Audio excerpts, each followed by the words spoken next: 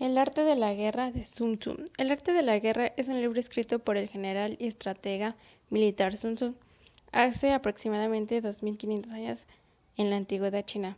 Es un tratado sobre la práctica militar y estrategia de guerra que se fundamenta en principios de la doctrina taoísta. El arte de la guerra es un texto que nos ayuda a comprender mejor la naturaleza de los conflictos y analizar y evaluar las mejores alternativas para su solución. Algunas de las enseñanzas fundamentales del libro son que lo ideal es vencer sin luchar y que la guerra se basa en el engaño y la confusión del enemigo. Asimismo, destaca la importancia de saber ajustarse a las condiciones y ser capaces de defender las ventajas, aprovechar las oportunidades y tener claridad de visión y solución del liderazgo. El arte de la guerra es un tratado sobre la estrategia militar dividido en 13 partes, cada una de las cuales da cuenta de los diversos aspectos y escenarios que pueden darse en un conflicto. Capítulo 1. Sobre la evaluación. La guerra es muy importante para el Estado y puede suponer la vida o la muerte. Por otro lado, el conflicto determina la conservación o la pérdida del imperio. Por ello es necesario conocer bien cada detalle y saber manejar la situación. En este capítulo, Sun Tzu habla de 5 factores fundamentales a tener en cuenta en un conflicto, los cuales son el camino, las condiciones meteorológicas, el terreno, la autoridad o mando y la disciplina. Estos elementos deben ser denominados por cada general si se quiere conseguir la victoria. Asimismo, en este capítulo se centra en la importancia de la evaluación del enemigo, del cual recomienda conocer sus fortalezas y debilidades. Se basa también en la incapacidad, en la inactividad, en lo lejos o lo cerca, en atraer, en lo fuerte, en lo arrogante y en desordenados. Capítulo 2. Sobre la iniciación de las acciones. En este capítulo advierte la importancia de conocer las cantidades y el costo que va a suponer cada campaña militar. Si el objetivo principal de la guerra, la victoria, tarda demasiado en llegar, es posible que la moral decaiga y los recursos se agoten. Así que nada sirve que una campaña se alargue demasiado en el tiempo. Entonces la estrategia del líder debe ser debilitar al enemigo y desproveerlo de alimentos para suministrarlos a los suyos.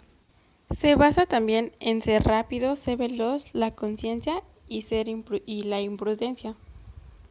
Donde nos dice que en donde hay grandes recompensas hay hombres que vencer. Capítulo 3. Sobre las posiciones de la victoria y la derrota. Es importante combatir los planes del enemigo y ante todo no permitir una alianza entre adversarios. La mejor estrategia de la guerra es generar impacto en un estado y no arruinarlo. Nunca se debe atacar con cólera y con prisas. Para ello se necesita una buena planificación y concordia. La estrategia es vencer sin luchar, sin asediar ciudades y no invertir demasiado tiempo en ello. Para conseguir el éxito se requiere atender a 5 aspectos fundamentales, los cuales son el ataque, la estrategia, las alianzas y el ejército y las ciudades. Para ello se toma en cuenta los siguientes aspectos: rodearlo, atacarlo, dividirlo y en guardia. Conquistar si no puede ser débil, pero derrotarlo moviliza al ejército. También nos dice que triunfan aquellos cuando saben cuándo atacar y cuando saben conocer a los demás y se saben conocer a sí mismos. Capítulo 4. Sobre la medida en la disposición de los medios. Es esencial tener la habilidad de asegurar la invencibilidad y conocer los defectos del enemigo para poder derrotarlo en su momento más débil.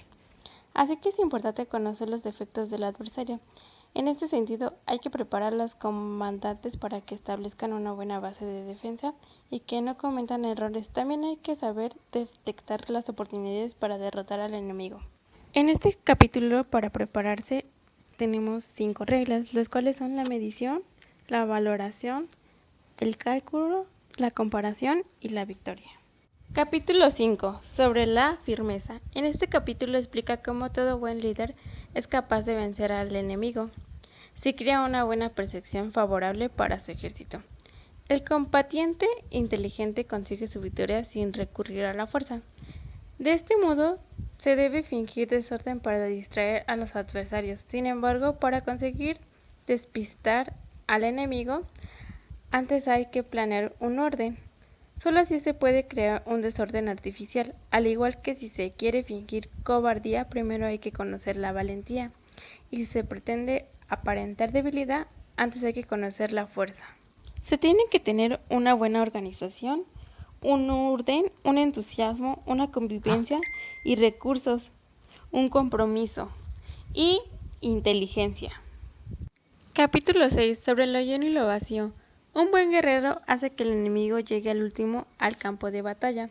Solo de esta forma sus combatientes estarán en una posición descansada, mientras que los adversarios llegarán agotados.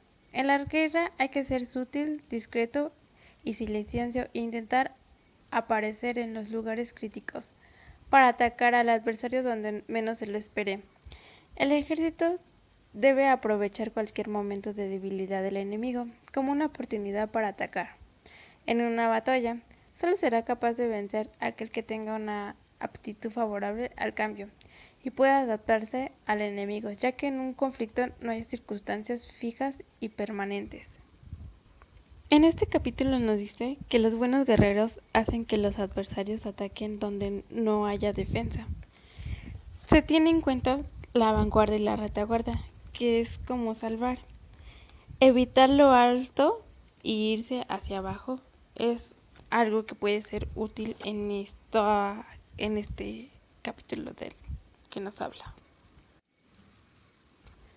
Capítulo 7. Sobre el enfrentamiento directo e indirecto. En este capítulo explora el enfrentamiento directo e indirecto. Es importante evitar el conflicto armado, pero no siempre se puede conseguir. Por eso cuando surge es esencial saber controlar la situación de enfrentamiento. En una batalla es importante conocer las condiciones del terreno para poder maniobrar y luchar. El arte de la guerra también radica en ser capaz de movilizar enormes masas de hombres. Asimismo, una buena estrategia es distraer al enemigo para que no pueda conocer cuál es la situación real de su ejército, ya que así se tendrá una mejor victoria de batalla al no conocer las estrategias del otro enemigo para que pueda el otro atacar. Capítulo 8. Sobre los 9 cambios. Es imprescindible que los generales conozcan las diferentes variables para aprovecharse del terreno y entender cómo manejar a su ejército. Un líder inteligente analiza de manera objetiva el beneficio y el daño. Si considera el beneficio, su opción se expande. Si examina el daño, sus problemas se resolverán. Asimismo, un buen general tiene que ser capaz de adaptarse a cualquier situación que se presente. En este capítulo, el autor menciona 5 rasgos que son peligrosos en los generales, los cuales son los siguientes. 1. Los que están dispuestos a morir pueden perder la vida. 2. Los que quieren preservar la vida pueden ser hechos prisioneros. 3. Los que son dados a los apasionamientos irracionales pueden ser ridiculizados. 4. Los que son muy puritanos pueden ser deshonrados. Y por último, 5. Los que son compasivos pueden ser tumbados. Capítulo 9. Sobre la distribución de los medios. Todas las maniobras militares son la consecuencia de planes y estrategias fijadas de antemano. A medida que el ejército se mueve por nuevos escenarios, es importante tener en cuenta las situaciones que se presentan y saber interpretar bien las interacciones de los adversarios. Aquí el autor indica que el enemigo se acerca con palabras humildes, puede que esté tramando algo. Nunca hay que confiar en el adversario aunque proponga una tregua, ya que a través de esto puede venirse un ataque. Capítulo 10. Sobre la tipología. En este capítulo Sun Tzu menciona 6 maneras de ser derrotado, que se pueden producir si un general no está lo suficientemente preparado, los cuales son los siguientes. 1. No calibrar el número de fuerzas. 2. La ausencia de un sistema claro de recompensas y castigos. 3. Un entrenamiento insuficiente. 4. La pasión irracional. 5. La ineficiencia de la ley del orden. 6. No seleccionar a los mejores soldados. Capítulo 11. Sobre las 9 clases de terreno. En este capítulo se centra en la descripción de los diferentes tipos de terreno o situaciones que se puede dar en una campaña militar y cómo salir ventajoso.